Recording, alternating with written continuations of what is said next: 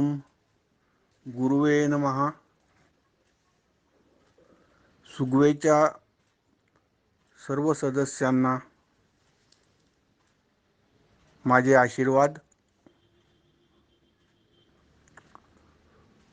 परमामृत ग्रंथाच्या तिसऱ्या प्रकरणातल्या 13 ओव्या आपल्या झालेल्या आहेत आणि आज 14व्या ओवीपासून पुढे आपल्याला अभ्यास करायचा आहे. आता 14वी ओवी आणि 15वी या दोन ओव्या आपल्याला एकत्र विचार करावा लागेल, कारण 14वी अपूर्ण आहे आणि जो उरलेला अर्धा भाग आहे तो 15व्या ओवीत पूर्ण केला आहे. मी दोन्ही ओव्या वाचतो. दोन्ही नयनी एक दृष्टी, दोन्ही श्रवणी एक नाद उठी, दोन्ही ऊर्ध्वाधरपुटी एकची शब्द. तैसे दोन्ही पदींचे विवरण, करिता जीवेश्वरांचे निरसन, शुद्ध लाधे तया कवण दैतकल्पी. अशा या दोन ओव्या आहेत. यात कवी असं म्हणतात की दोन्ही नयनी एक दृष्टी. डोळे दोन आहेत आपल्याला, पण डोळे दोन असूनही जे काही दृश्य आपल्याला दिसतं ते एकच असतं. डाव्या डोळ्याने आपण वेगळं काही पाहतो आहे, उजव्या डोळ्याने वेगळं काही आपल्याला दिसतं आहे, असं काही होत नाही. जरी दोन डोळे असले तरी दृश्य मात्र एकच आहे.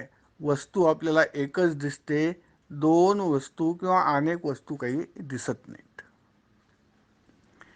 नंतर असं म्हटलं आहे, दोन्ही श्रवणी एक नाद उठी.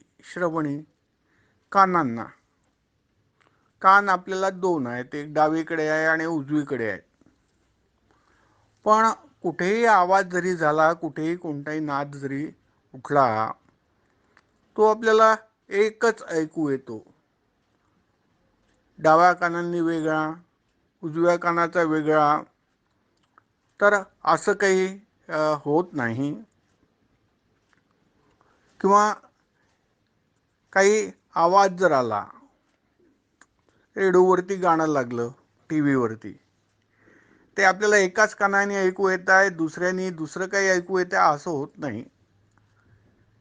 सर्व काही एकच आहे. कान जरी दोन असले तरी ऐकू जे येतं ते एकच आहे. तसंच पुढे असं म्हटलं आहे, दोन्ही ऊर्ध्वाधरपुटी. आता ऊर्ध्व आणि अधर पुटी असं म्हटलं आहे. ओठ जे असतात, अधर म्हणजे ओठ, अधर म्हणजे खालचं ओठ, आणि ऊर्ध्व जे आहे ते ऊर्ध्वाधर म्हणजे वरचं ओठ आपलं. असे दोन ओठ आपल्याला आहेत. दोन्ही ऊर्ध्वाधरपुटी एकची शब्द. अर्थात दोन्ही ओठांचा उपयोग केल्यानंतर दोन काही वेगळे वेगळे असे शब्द निघत नाही. एकच शब्द दोन्ही ओठांमधून निघतो. दोन डोळ्यांनी एकच दिसतं, दोन कानांनी एकच ऐकू येतं आणि दोन ओठांनी एकच बोलतो, अशी ही ओवी सांगते. आणि पुढे म्हणते, तसंच तैसे तैसे दोन्ही पदीचे विवरण. कोणते दोन पद आपण पाहिले आहेत? तत् आणि त्वम हेच दोन पद आहेत. ते या दोन पदांचं आपण पाहिलं की तत् जो आहे तो ईश्वर दाखवणारं पद आहे, आणि त्वम जे आहे ते जीवाला अनुलक्षून, जीवाला उद्देशून हे पद वापरतात, तत् आणि त्वमाचं. आणि तत्वमा जे आहे, ह्या दोन पदांचं विवरण आपण केलं आहे, तर निरसन केलं आहे, यावरती बरंच आपण चर्चा केलेली आहे. तैसे दोन्ही पदींचे विवरण करिता जीवेश्वराचे निरसन. जीवेश्वराचं निरसन आपण केलेलं आहे. शुद्ध लाधे तया कवण द्वैतकल्पी. अहो ते असं जर जीवेश्वराचं तुम्ही निरसन कराल तर जे काही मिळणार आहे तो शुद्ध भगवंत, शुद्ध लाधे, शुद्ध परमात्मा तुम्हाला मिळणार आहे. जो खरोखरच सृष्टीचा निर्माता, सृष्टीचा नियंता जो आहे तो खरा परमात्मा आपल्याला मिळणार आहे. मग असं असताना आम्ही या द्वैताची कल्पना का करावी? द्वैताची म्हणजे कल्पना म्हणजे मी उद्या तुम्हाला वाचून दाखवणार आहे. केनोपनिषदामधनं तुम्हाला काही श्रुती वाचून दाखवीन की वेदांची आज्ञा काय आहे. खरं म्हटलं तर हे जे काही आपल्याकडे याची कल्पना आहे, हा जो भक्ती मार्ग आहे, या भक्ती मार्गात तो फार त्याची अतिशयोक्ती झालेली आहे, फार अतिशय झालेला आहे आणि त्यातनं साध्य असं काहीच होणारं नाही आहे. भक्तीचं सरते शेवटी फल भक्तीच आहे. भक्तीतनं काही भगवंत मिळणार नाही असा स्पष्ट आदेश उपनिषदांचा आणि आमच्या वेदांचा आहे. त्याचप्रमाणे ही जो काही भक्ती आम्ही करतो हा केवळ भ्रमच आहे असं देखील स्पष्ट वेदांनी म्हटल्याचं तुम्हाला मी स्वतः श्रुती आणि वेदांचे आदेश जे आहे ते तुम्हाला सांगेन. तरीही पण आम्हाला आमच्यावरती जे संस्कार आहेत, मला देखील भक्ती खूप आवडते, मला देखील खूप आवडतात, देव खूप आवडतात. मी आमच्या घरी पण अगदी लहानपणापासून आई पण देवभक्त होती, माझे वडीलही फार देवभक्त होते आणि घरी देवभक्तीचे संस्कार होते, त्यामुळे मलाही देवाची पूजा फार आवडायची. पण खप्तीबाबांची भेट झाल्यानंतर जे कठोर सत्य कळलं, कारण हे परमार्थ जो आहे तो फार कठीण आहे, इतका सहज नाही आहे. आपल्या काही प्रापंचिक अडचणींसाठी, सुखादुःखासाठी आपण देवाला हात जोडले, काही मागितलं आणि आम्हाला मिळालं, तो भाग वेगळा आहे. पण खरोखरच ईश्वर प्राप्ती करून घ्यायची असेल तर तो मार्ग जो आहे तो प्रापंचिकांसाठी असं नाही की तो प्रापंचिकांसाठी त्या मार्गाने जाणं होऊ शकणार नाही, प्रापंचिक त्या मार्गाने जाऊ शकणार नाही असं नव्हे, पण त्यासाठी थोडे कष्ट तर आपल्याला घ्यावेच लागतील जर खरा ईश्वर काय तो समजून घ्यायचा असेल तर. आता इथे तो खरा ईश्वराबद्दल शुद्ध लागे कवण द्वैत कल्पित. द्वैत म्हणजे हे मी वेगळा पूजा करणारा ईश्वराची आणि तो समोर जो ईश्वर आहे मी शंकराची पूजा करतो आहे. मग शंकर कुठेतरी हिमालयात बसलेला, त्याचे लांब लांब जटा, त्यांनी व्याघ्रचर्म गुंडाळलेला आहे, गळ्यामध्ये नाग आहे, कंठामध्ये विष आहे आणि तर असं सगळं त्या शंकराचं जे आहे वर्णन आहे. हातामध्ये त्रिशूळ आहे. तर हा कोणीतरी देव आहे, हा वेगळाच आहे, हा शंकर जो आहे आणि तो मला सुख दुःख देणारा किंवा मला या संसारातून पार करणारा तो देव आहे आणि मी त्याचा भक्त आहे. तर भक्त आणि भगवान, भक्त आणि देव असा जो भेद आहे त्यालाच द्वैत म्हणतात. मग इथे हे कवी इथे सांगून राहिले की अहो तो एकदा जर तुम्हाला तो स्वतः परमात्मा तुम्हाला मिळाल्यानंतर मग कशाला कोण असा त्या द्वैताची कल्पना करणार आहे, असं इथे यांचं म्हणणं आहे, कवींचं म्हणणं आहे. जी करिता जीवेश्वराचे निरसन शुद्ध लाधे तया कवण द्वैत कल्पी. जीवेश्वराचं निरसन आपण पाहिलेलं आहे की जीवाचं जीव पण काढलं तर काय उरणार? आत्मा उरणार. ईश्वराचं ईश्वर पण काढलं तर काय उरणार? आत्मा उरणार. मग जीव म्हणजे काय? आत्मा. ईश्वर म्हणजे काय? आत्मा. तर हे दोन्ही एकच आहे. तत् म्हणजे जीव, तत् म्हणजे ईश्वर, त्वम म्हणजे जीव. त्याचप्रमाणे तत् आणि त्वम हे दोन्ही एकच आहे असं त्याचं निरसन आहे. हे आपण अनेक वेळा सांगितलं आणि हे आपण नेहमी नेहमी नेहमी ज्यांना कोणाला हा थोड्या या विषयात ज्या कोणा लोकांना रुची असेल, समजावून घ्यायचं असेल की हे नेमकं काय आहे ईश्वराचं रहस्य, त्यांना ही गोष्ट समजवूनच घ्यावी लागेल. अगदी मनामध्ये पक्क हे करावं लागेल, दृढ हे सगळं करावं लागेल मनामध्ये की जीवाचं जीव पण गेलं, त्यातला जीव काढला तर उरेल काय? परमात्मा. ईश्वराचं ईश्वर पण काढलं तर उरेल परमात्मा. तर परमात्मा एकच आहे, परमात्मा आणि आत्मा एकच आहे.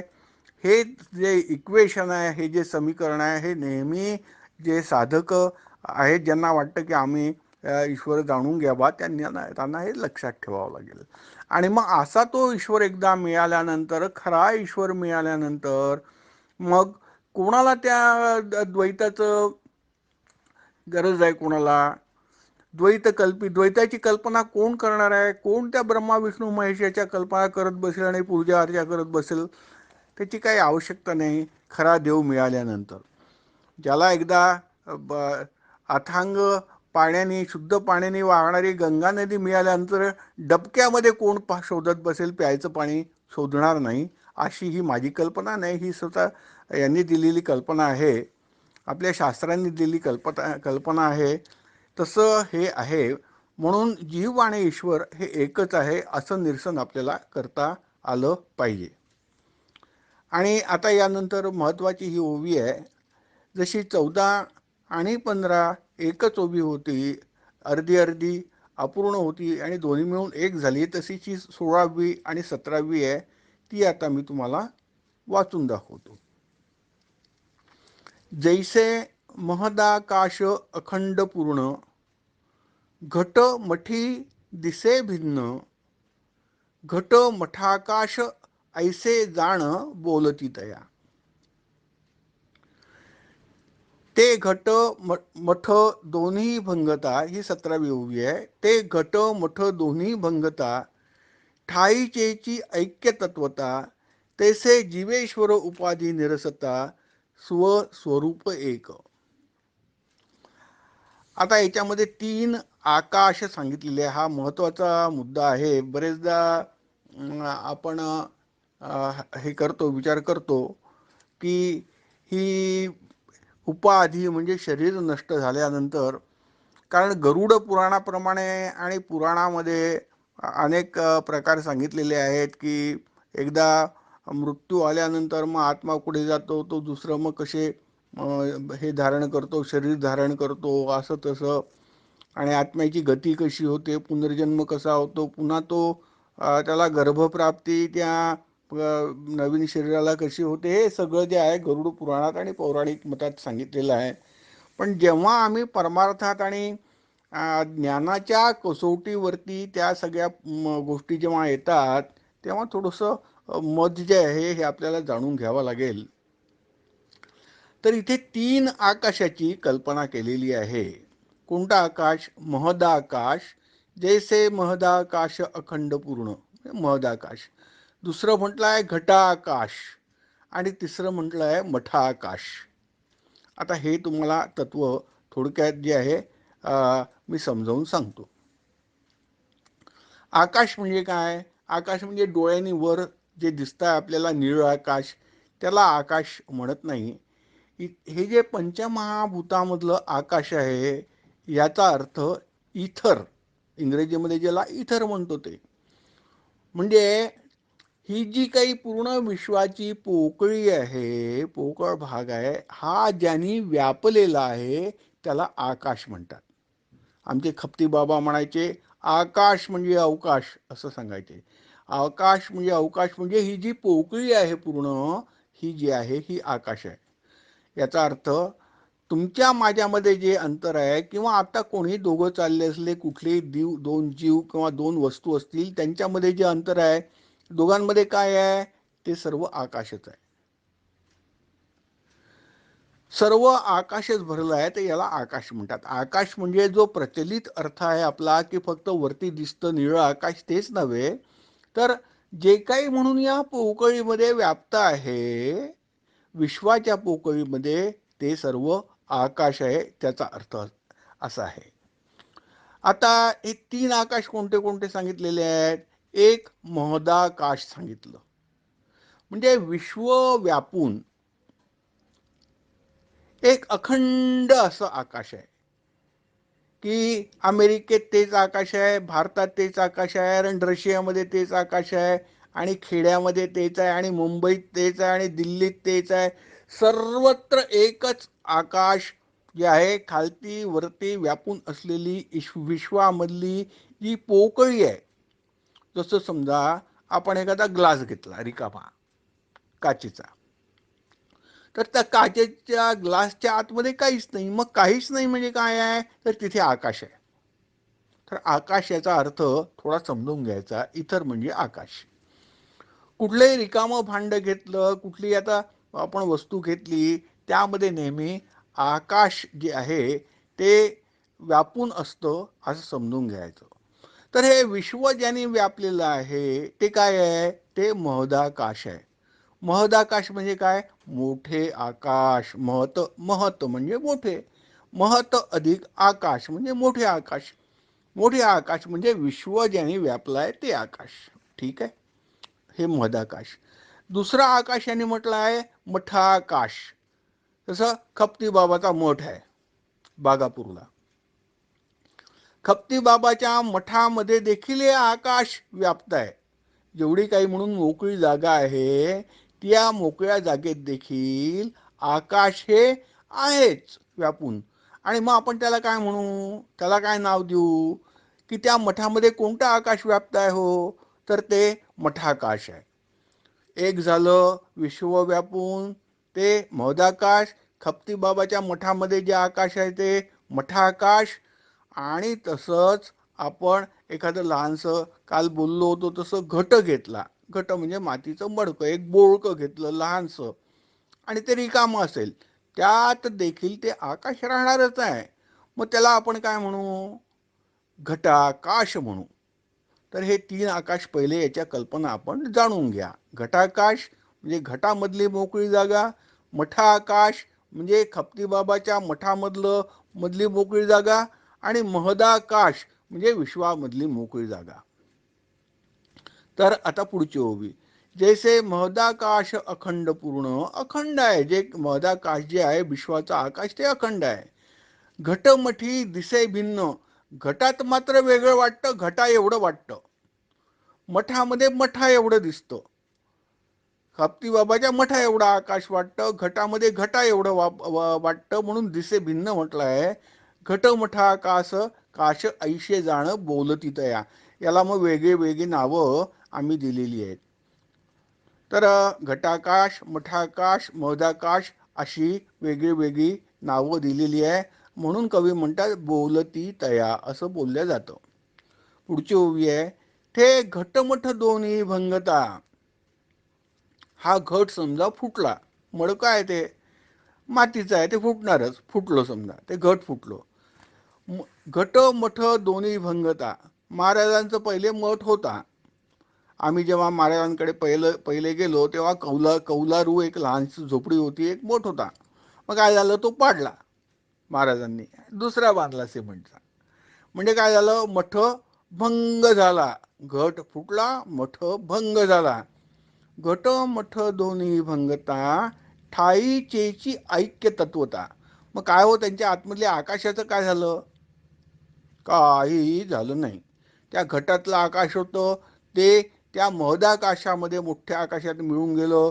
मठ भंगला, त्याचं काय झालं हो, त्याच्यातलं जे आकाश होतं त्या मठामध्ये, खपतीबाबांच्या मठामध्ये, त्याचं काय झालं, ते देखील महदाकाशामध्ये मिळून गेलं. तर पुढे कवी असं म्हणतात की या दोघांमध्ये ऐक्य आहेच. त्याचं नाव जरी तुम्ही घटाकाश आणि मठाकाश ठेवलं असलं तरी या दोघांमध्ये निश्चितपणे ऐक्य आहे. कारण दोन्ही फुटल्यावरती, दोघांचाही भंग झाल्यावरती त्या महदाकाशामध्ये दोन्ही घटामधले जे आकाश आहे ते मिळून जातात.